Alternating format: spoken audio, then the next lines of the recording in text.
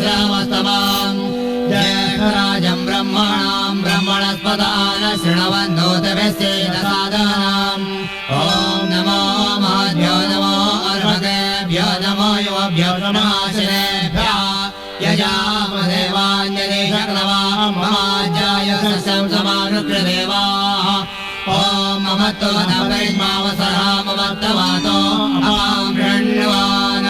शिशेतमिन्यापर्वतायुवन्नस्तन्नो विश्वे परिवस्यन्तु देवाः ॐ दधाते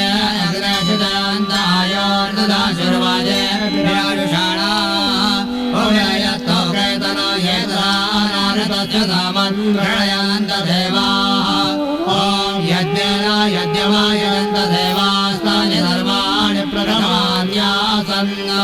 ते हलाकां महिमानः सजन्त यत्र पूर्वे साध्या सन्ति देवाः ॐ राजाधिराजाय प्रसय्यसायिने नमो वयं वै श्रवणाय कुर्मः समे कामान् कामकामाय मह्यं कामेश्वरो वै श्रवणो ददातु कुबेराय वै श्रवणाय महाराजाय नमः ॐ स्वस्ति साम्राज्यं भोज्यं द्वारा जम वैराज्यं पारमेष्ठं राज्यं महाराज्यमाधिपत्यमयं समन्दपर्या ईस्यात् सार्वभौमत्सार्वयुषान्दादापरार्धात् पृथिव्यै समुद्रपर्यन्ताय